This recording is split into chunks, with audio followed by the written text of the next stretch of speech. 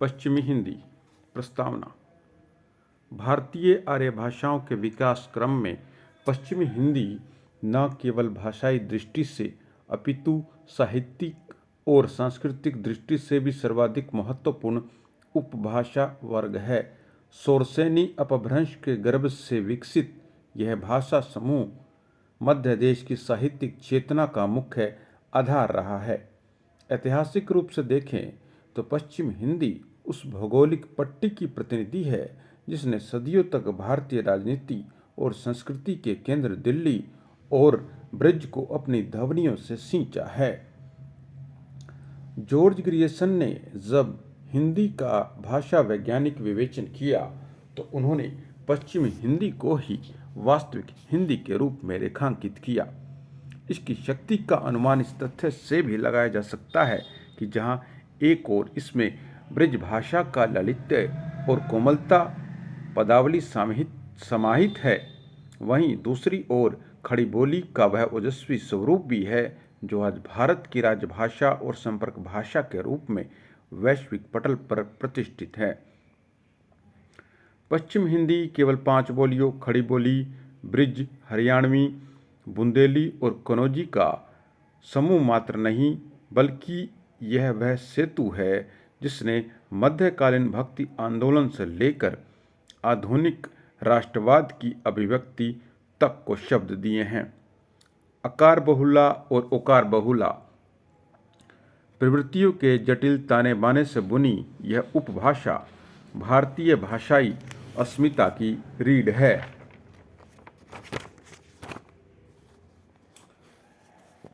अब है ये चार्ट अपभ्रंश उपजी है शोरसेनी अपभ्रंश जो है आगे शोरसेनी अपभ्रंश, इसमें एक गलत हो गया, शोरसेनी अपभ्रंश से होता है पश्चिमी हिंदी उपभाषा का उदय।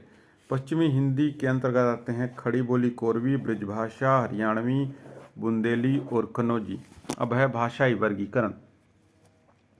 भाषाई वर्गीकरण 2 प्रकार से हो सकता है, अकार बहुला और ओकार बहुला।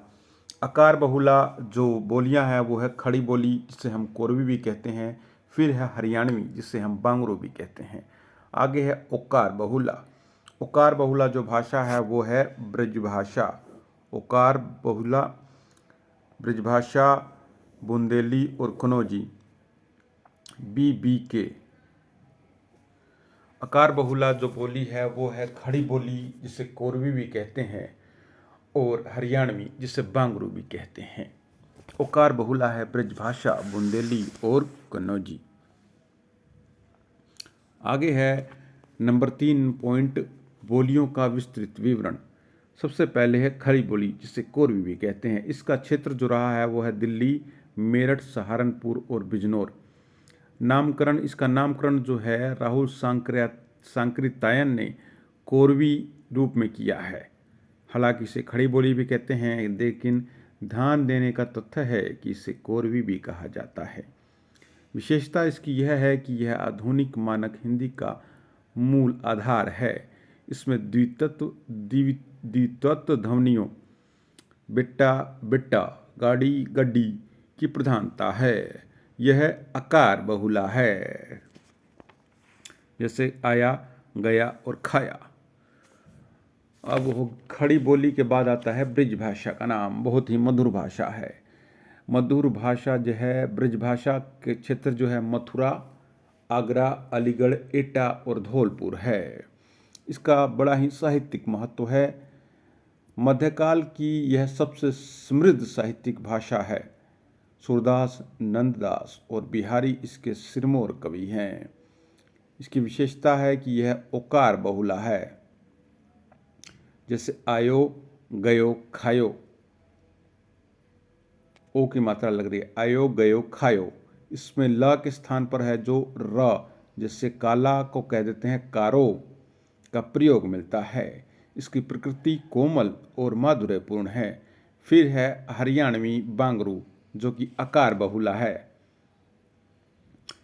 क्षेत्र हरियाणा और दिल्ली के ग्रामीण क्षेत्र हैं। विशेषता है इसकी यह खड़ी बोली के निकट है, लेकिन इसमें ड ध्वनि की अधिकता है। इसमें न के स्थान पर ण, जैसे खाना को खाना का प्रयोग प्रमुखता से होता है। यह अत्यंत लठमार और ओजस्वी बोली मानी जाती है। हरियाणवी बांगरू। आगे है बुंदेली। बुंदेली का क्षेत्र है झांसी, जालौन, ग्वालियर, सागर और ओरछा। इसकी विशेषता है बुंदेली की जो है यह ब्रिज भाषा के काफ़ी करीब मानी जाती है और आला खंड यानी कि परमाल रासो इसी की एक उपबोली बनाफरी में लिखा गया है। Point to be noted. आला खंड जिसको कि परमाल रासो भी कहते हैं, वो जो है परमाल रासो जो है इसकी एक उपबोली है। किसकी उपबोली है? बुंदेली की उपबोली है बनाफरी। बनाफरी में लिखा गया है आलाखंड। इसमें क्रियापदों में ओ की प्रधानता होती है। क्रियापदों में ओ की प्रधानता होती है बुंदेली बोली में। फिर है कन्नौजी बोली। कन्नौजी का क्षेत्र जो है वो है फर्रुखाबाद। फिर है इटावा, कानपुर, हरदोई और शाहजहांपुर। विशेषता जो है ये ब्रजभाषा और अवधी के बीच की एक कड़ी है, परंतु व्याकरणिक रूप से ये ब्रजभाषा के अधिक निकट है, इसलिए इसे पश्चिमी हिंदी में रखा गया है। इसमें ओ क्रांत शब्दों की प्रधानता है। ओ उकार बहुला है। उकार।